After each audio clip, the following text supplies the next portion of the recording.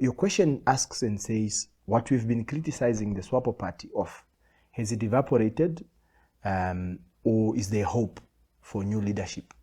The conversation about critiquing the SWAPO party in terms of its actions and how it has been conducting its affairs, it is enshrined the constitutional right of every member to criticize constructively the party and be able to address these issues. And that is why when you listen to what I've said yesterday, I was speaking about issues that we brought to the table and have been dealt with. Of course, not everything has been absorbed. Some you must accept. You win some and you lose some. It's really the duty of activists to always innovate ways and measures on how to bring forth these ideas and conversations. So there is absolute hope in the new party list.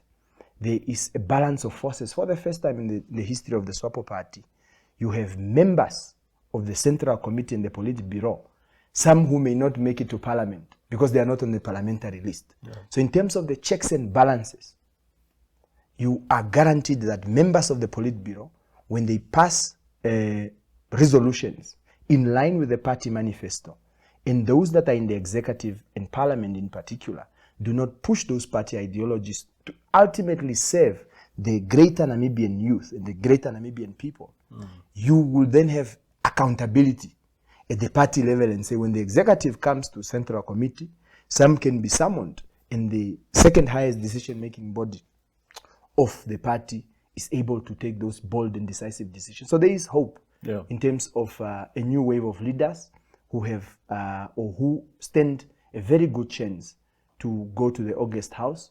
Some who have been in the system, some who have been brutalized by the system, and some who have matured and aged over the years. Of course, it's a balance of experience, age, and freshness. And you have a lot of youngsters who are in that list who will need a lot of grooming by the system and by the elders that are still around to take them through. Absolutely. So let's talk about the challenges, Mr. Nauyoma. The land question, which is very dear to your heart. Absolutely. Housing situation, very dear to your heart. The fundamentals of those problems have not been shaken. They remain intact. Some might even have gotten worse. Things like, I mean, you've been at the picketing line fighting for young people. Their condition has actually degenerated in the past 5 years, you could say, because unemployment has gone up. The list of graduates who have emerged out of university is getting long. The queue is getting longer. Absolutely. So this is not a party that has resolved the very things that are dear to you. No. I mean, look, Toivo, I say you win some and you lose some. So ideally, let's first deal with the misconception that is on social media around what I've said about graduates being employed. We led a protest together, myself together with many young people who had graduated around 2018. That protest was aimed to go to the OPM. We found a gentleman who's a director and dealt with us and says, look, conceptualize what you want. Let's take a track record. Let's take stock. Because remember, the mistakes we have done in this protest action, we have a memorandum that we hand over and does not have a list of people who must benefit from as a consequence of this. So we had addresses, emails, cell phone numbers of these young graduates who were pained, and we went and delivered this petition to the OPM. We had subsequent meetings that then drew up specific targets that must be met. And after that, we then went to lobby because remember, in a political space, you need to do what people see you do. And beyond that, because you carry that as a responsibility, you then have those late night meetings to lobby for and to ensure that this does not become some sort of PR stunt to say, no, we have received, we have heard, nothing happens.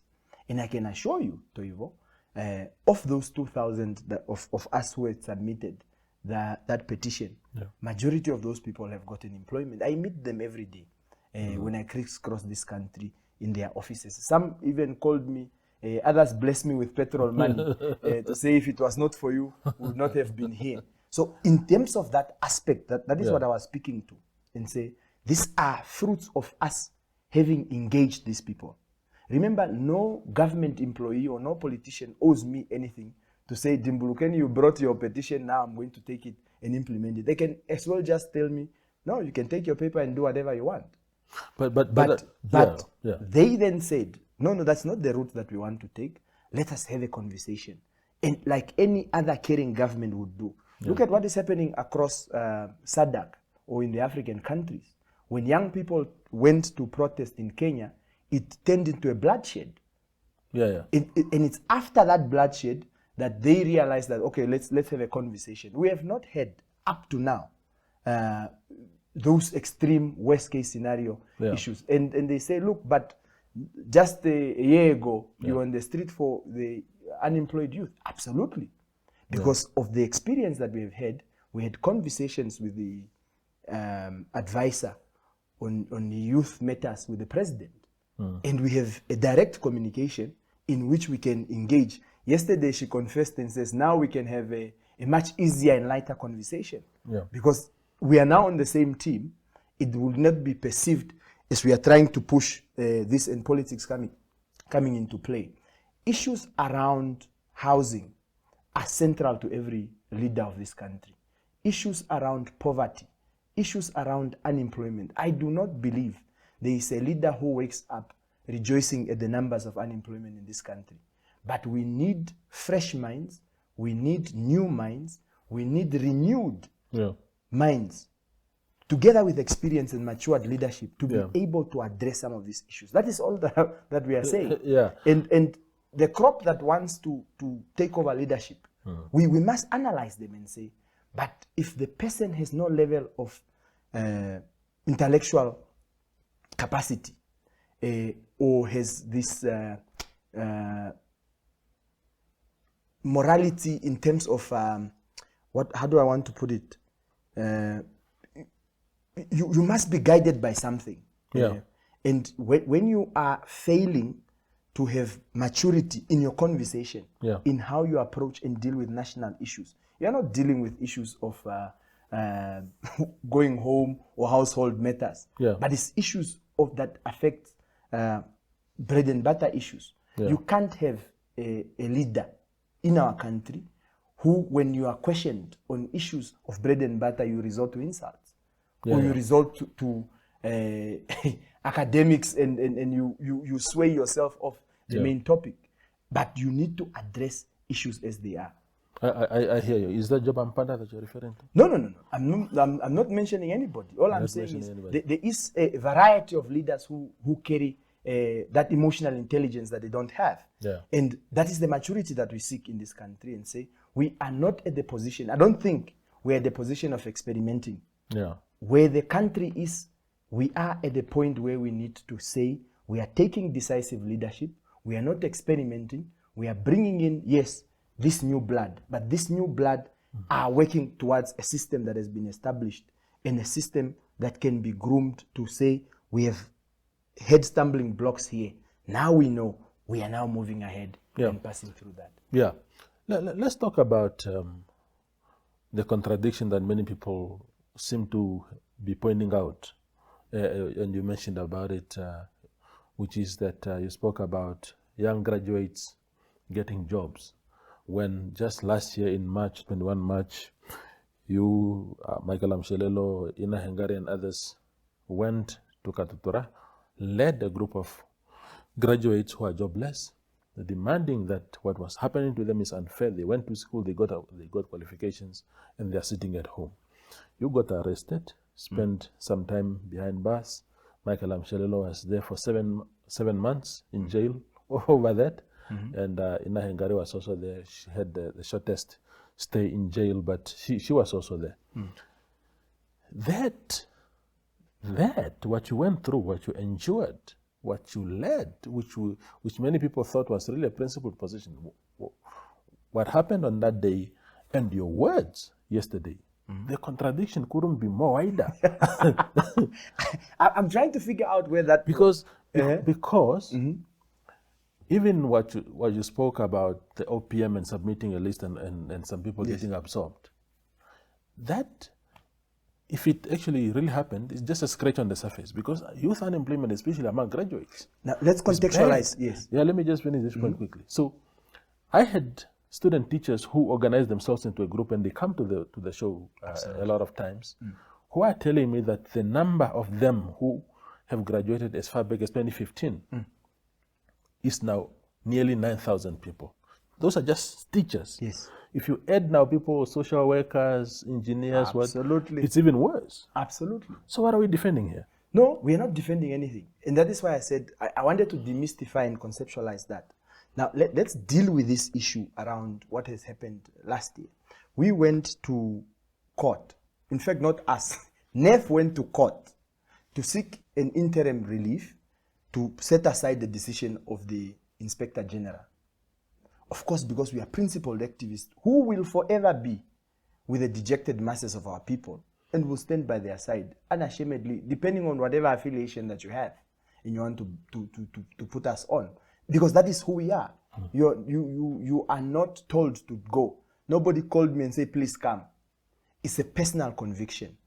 And that personal conviction, and in the middle of those preparations, we had, and that is what I was explaining to you, we had conversations on X, or now then Twitter Space, with the presidential advisor, who was willing to accept this petition or memorandum. And that memorandum would have had subsequent names and attachment of those that are going to protest, and you collect them from the regions. This did not happen. Why? Because the court then said, no, you cannot, they don't see what irreparable harm that we're going to suffer. And we went to then inform the young people and say, no, the protest is off. This protest will be rechanneled on a different date. But Then we got arrested. So the principle was, just like in 2018, and I'm going to tell you now, just like in 2018, when we had submitted that memorandum, the fundamental principle, how not, and this is where you see that others have been marching for days and nothing is being done. It's because there is never a follow-up. There is never strategic engagement. And as an activist, you ought to know that when you submit a memorandum, what would be the likelihood of you influencing those that are in power to accept and ensure that that is delivered? If that had been done, then we would be sitting in a better position to say, no, but Dimbuluken, you're a hypocrite. We have given you our things, we have submitted these things, and you have never even attempted to ensure that these things are done. And that is what I'm telling you to say, that when you engage government, government has a choice to want to accept what you are doing, implement it, or refuse completely. No, they have no choice to refuse, actually. They have no choice to refuse, but the egos in people, they have a responsibility. Yes, absolutely, accept, but the egos in people then makes them to do that. So that is what I'm saying, and that is what we must demystify. Yeah. In a sense that when you are engaging, like we have been engaging these colleagues, these comrades in good faith, and have laid on the table issues that are affecting people, they have reacted, and not just react in terms of a PR stand, but have gone an extra mile to ensure that things are done. And I even said it yesterday. Are we saying that we have done enough? No. Is there more that can be done? Absolutely. Only free range. What's right for our laying hens is right for you. Only local, never imported. Only date-stamped eggshells so you know it's still fresh. The only eggs to choose. ShopRite Namibia and Synergy Chatbot are delivering the Christmas spirit. This festive season, I've got a very special surprise just for you. My magical elves will be delivering gifts straight to your doorsteps. Grab your crayons or pencils and draw me a picture. Simply save the number on your phone and follow the on-screen prompts.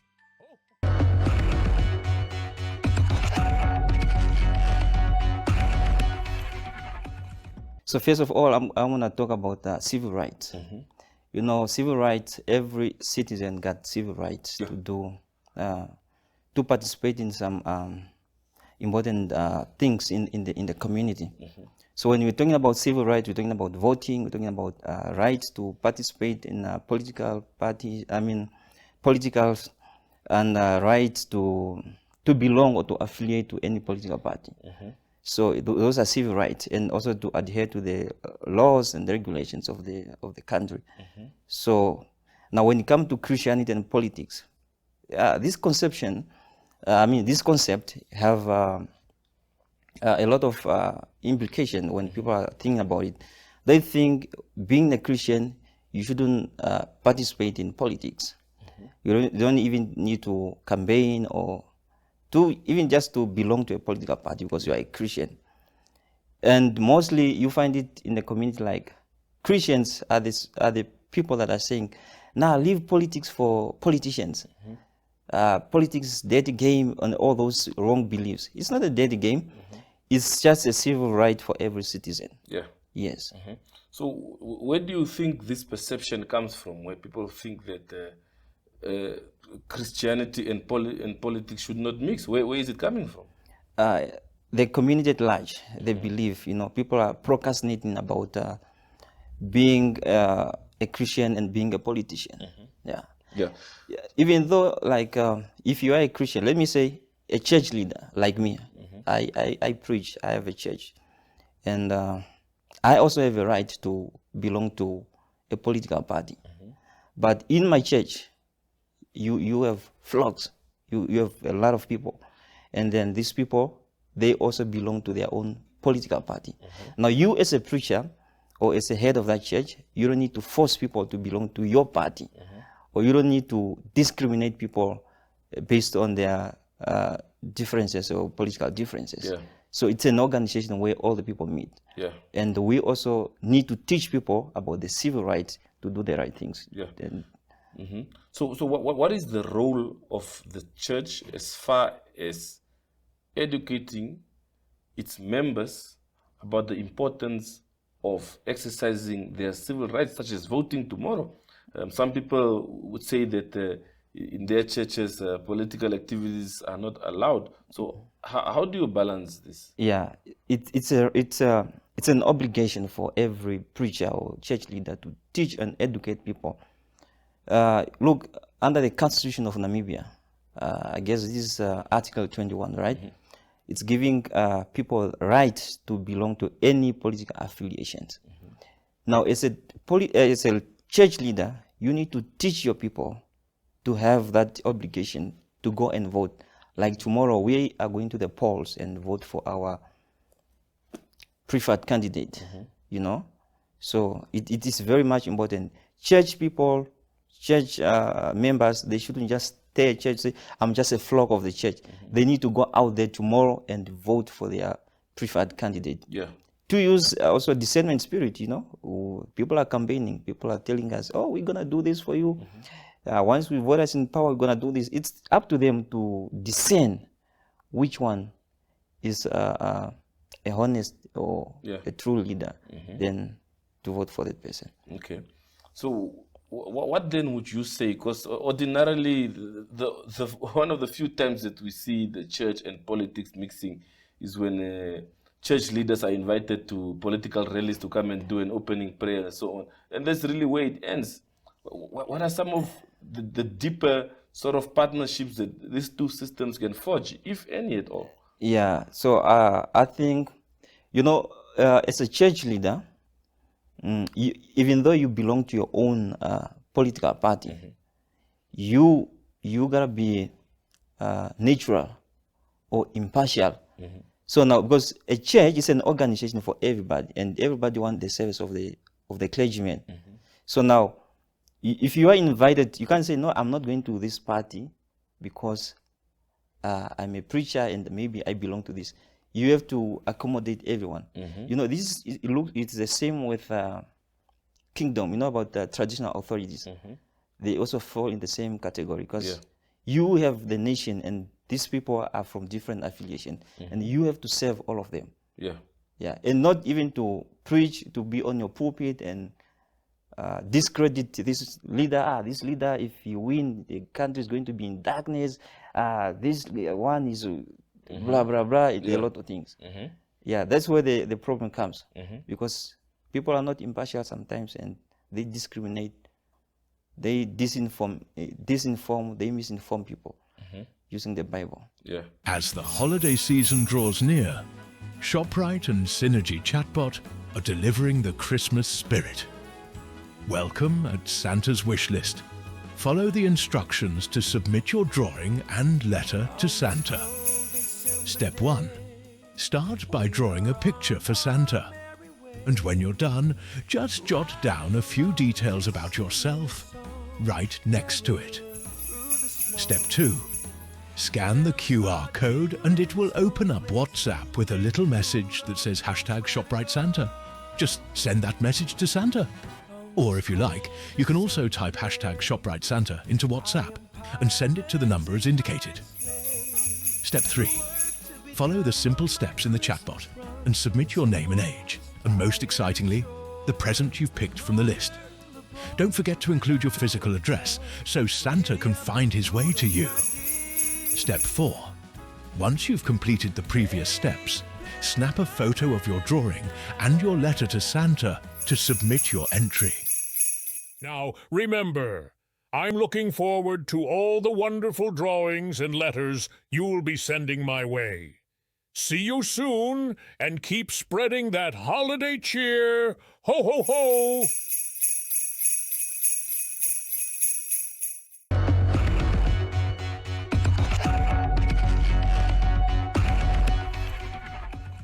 As a union leader, it was not really an easy year for us because we had a lot to attend to, and the nurses' issues remains critical to us, and we have been pushing here and there, and so we have been busy the whole year. So we are looking forward to the new year. Yeah. When you say nurses' issues, I'm sure the viewers would also be wondering, what are some of those pertinent issues that are always on your desk as far as the well-being of nurses is concerned? You know, nurses are the backbone of the healthcare system in any country. So they have to be taken care of in order for them to be able to deliver quality healthcare to the patients and to the general public. So this year, our focus was more on educating the nurses on their rights and also their responsibilities, and also to listen to their cries. So what we have picked up during the course of the year, the challenges of shortage of nurses in the hospital, dilapidated infrastructures where they are working.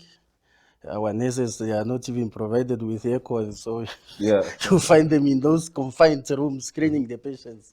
Sometimes those rooms are not even having windows. So, and also the issues of overtime. In fact, there are many issues that are facing the nurses in our country. Yes. Some people will be wondering, you mentioned shortage of nurses, but there's been so many cohorts, graduate cohorts in recent times being churned out from universities that offer nursing courses. Where is, how come we still have a shortage in that? Yeah, no, we have seen a lot of nurses graduating, but the whole issue is the government is not absorbing them. They are staying at home with their skills, and that creates the shortage in our hospital, because we were hoping that now that we have a lot of nurses, we have a lot of training institutions, we expected not to have the shortage of nurses in our country. Yeah. But that one remains a challenge in our healthcare system. Yeah. And of course, when these graduate nurses are sitting at home, those are potential members that your union is That we losing are out losing. on. Yeah. So perhaps as a stakeholder, what are you and your team doing as far as perhaps consulting or engaging government is concerned? What are you guys doing in that regard to really sort of just ensure that this matter is dealt with? No, we engage the government and we informed them that, look, our hospitals are there and now we have critical shortage of nurses in our country, in our hospitals. So it is up to the government to recruit. Yeah. We can't recruit. Yeah. As So what as is a their nurses. response? What is their response? We engage the ED, in fact, the deputy ED of health. We have also wrote a letter to the minister. Yeah, but you know, sometimes you don't get the answer that you. Yeah. Yeah, but all we are hoping for is that the government must put Namibian people into confidence, and just to make sure that our people are not suffering in our hospitals to be in long queues because they are not necessary to attend to them. Yeah. Now that we have a lot of nurses that are being trained, it is to the advantage of the government to take that opportunity and absorb those people. Yeah. Yes. You also mentioned the issue of dilapidated and old infrastructure. And we keep on hearing about this situation, especially within the public healthcare system. Can you maybe just paint us a picture of what it's like on the ground? What are your members telling you? How is this situation impacting their work? Yeah, the situation on the ground is like this. We have hospitals which were built during apartheid. Up to now, our government did not build any single referral hospital after independence. Yeah. All those hospitals that you are seeing, we have inherited them from the apartheid government. So, and they are not maintained. They are still in that old age state. So what we are saying is the government must take care of the infrastructures and also try to expand because the population is also growing. And we are advising the government at least to expand. If they cannot build new ones, they must expand so that our people will get the health care that they deserve. It doesn't make economical sense to have people being referred from Katima to come to Windhoek. Imagine a person who is in pain being loaded in those big buses to come and seek health care in Windhoek. Why? Because we don't have the service that is needed in our regions. We don't have specialized service in our region. Yeah. So we rely on Windhoek. We refer our patients to Windhoek, which doesn't make economical sense because the person has to be loaded for 8 hours in those big buses in pain. And that is why we are saying, why can't, if they cannot build new hospitals, why can't they expand and also decentralize the service, which is in Windhoek, to the regions?